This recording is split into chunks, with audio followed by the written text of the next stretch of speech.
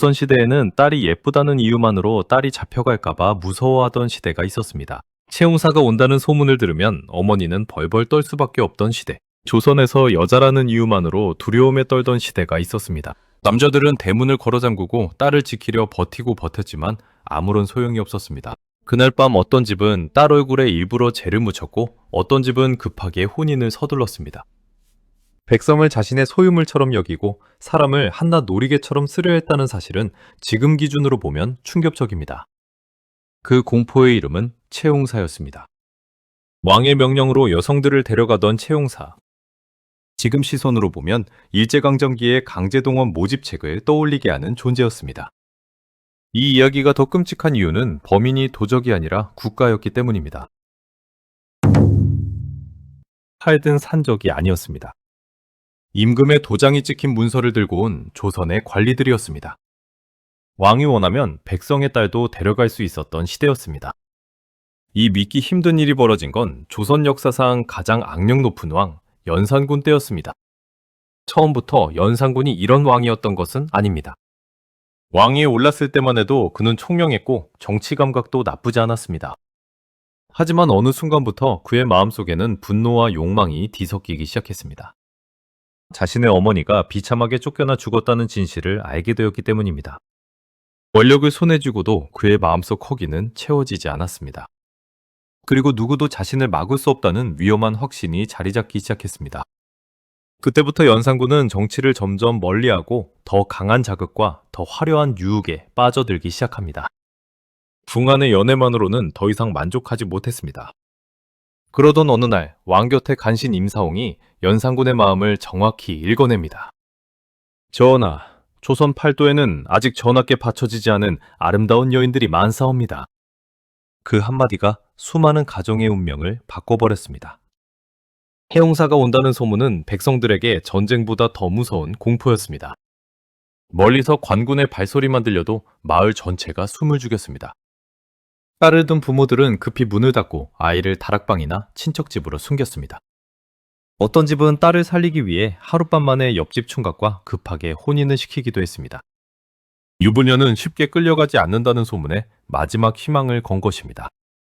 하지만 채용사 앞에서 그런 작은 희망은 오래가지 못했습니다. 그들은 왕의 명령을 등에 업고 집집마다 들이닥쳤습니다. 지방 수령조차 그들을 막을 수 없었습니다. 오히려 협조하지 않으면 자신이 벌을 받을 처지였습니다. 결국 백성을 지켜야 할 관리들마저 채용사의 앞잡이가 되어버렸습니다. 더 끔찍한 건 이 과정에서 권력과 돈이 개입되기 시작했다는 점입니다. 힘 있는 집안은 뇌물을 바쳐 딸의 이름을 명단에서 지웠습니다. 결국 이 잔인한 사냥의 칼끝은 가난한 백성들의 딸들에게 집중되었습니다. 억울하게 끌려가는 건 늘 힘없는 집 아이들이었습니다. 어머니는 딸을 붙잡고 울부짖었고 아버지는 고개를 떨군 채 이를 악물어야 했습니다. 하지만 왕의 명령 앞에서 백성의 눈물은 아무 의미가 없었습니다. 그렇게 끌려간 여인들은 긴 행렬을 이루며 한양으로 향했습니다. 집으로 돌아올 수 있을지 아무도 알지 못한 채 말입니다. 어떤 아이는 부모 이름을 부르며 울었고 어떤 부모는 멀어지는 수레를 끝까지 따라갔습니다. 그날 이후 다시는 딸의 얼굴을 보지 못한 가족도 있었습니다. 이제 그들을 기다리고 있던 건 또 다른 지옥이었습니다. 궁궐의 높은 담장 안에서 인간의 운명이 등급으로 나뉘는 세계가 시작됩니다. 한양에 도착한 여인들을 기다리고 있던 곳은 화려한 궁궐이 아니었습니다. 높은 담장으로 둘러싸인 낯설고 차가운 세계였습니다. 한번 그 문 안으로 들어가면 가족을 다시 만날 수 있을지 누구도 장담할 수 없었습니다. 끌려온 여인들은 먼저 궁중의 규율 속으로 편입되었습니다. 이름보다 신분이 먼저 정해졌고 개인의 삶은 그 순간부터 국가의 소유처럼 다뤄졌습니다. 왕 앞에 설 수 있는 사람과 그렇지 못한 사람의 운명도 철저히 나뉘었습니다. 궁 안에서는 웃는 법도 걷는 법도 말하는 법도 모두 배워야 했습니다. 한순간의 실수조차 용납되지 않는 긴장 속에서 매일 같은 훈련이 반복되었습니다. 어제까지 평범한 집에서 부모와 밥을 먹던 딸들이 하루아침에 전혀 다른 사람이 되어야 했던 겁니다. 어떤 이는 밤마다 집이 그리워 몰래 울었고 어떤 이는 살아남기 위해 감정을 지워버렸습니다. 왕의 선택을 받는다는 건 누군가에게는 권력이었겠지만 누군가에게는 두려움 그 자체였습니다. 궁안의 여인들은 왕의 청예에 따라 운명이 크게 바뀌었습니다. 청예를 받으면 화려한 옷과 대우가 따르지만 그렇지 않으면 존재조차 잊히기 쉬웠습니다. 이 기묘한 세계 속에서 사람들은 점점 서로를 경쟁자로 바라보기 시작했습니다. 누군가는 살아남기 위해 웃었고 누군가는 다른 누군가의 몰락을 기다렸습니다. 왕의 한 번의 시선이 한 사람의 인생을 바꾸는 곳이었기 때문입니다. 그리고 그 중심에는 연산군이 가장 아끼던 여인 장녹수가 있었습니다. 한때 천한 출신이었던 그녀는 이제 왕의 가장 가까운 자리에서 조정을 흔들기 시작합니다. 왕이 사람보다 유흥을 더 사랑하게 되면서 나라의 방향도 조금씩 이상해지기 시작했습니다.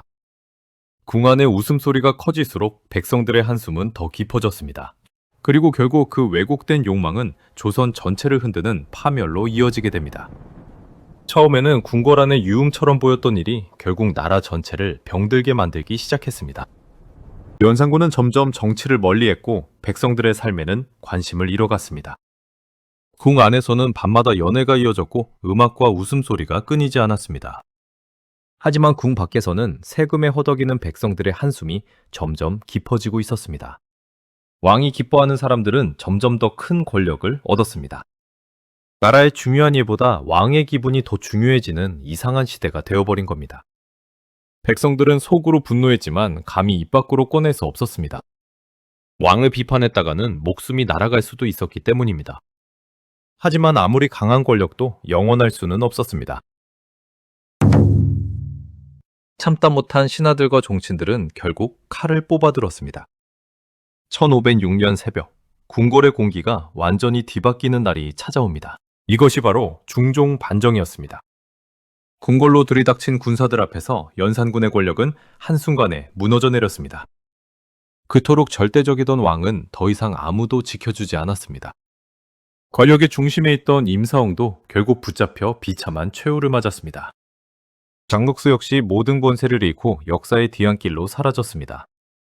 어제까지 세상을 다 가진 것처럼 보이던 사람들이 하루아침에 모든 것을 잃은 겁니다.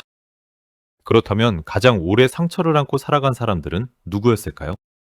역사 기록에는 왕의 이름과 반정의 날짜가 남아 있습니다. 하지만 이름조차 남지 못한 수많은 여인들의 눈물은 기록되지 않았습니다. 어떤 딸은 다시 가족의 품으로 돌아왔을지도 모릅니다. 하지만 어떤 딸은 끝내 돌아오지 못했을지도 모릅니다. 우리가 기억해야 할 건 왕의 사치가 아닙니다. 권력이 한 사람의 삶을 어디까지 무너뜨릴 수 있는가 하는 사실입니다. 예쁜 딸을 둔 것이 죄가 되던 시대. 그 비극은 아주 오래전 조선의 이야기지만 권력이 통제를 잇는 순간 언제든 다시 반복될 수 있는 이야기이기도 합니다. 오늘의 신박한 호기심은 여기까지였습니다.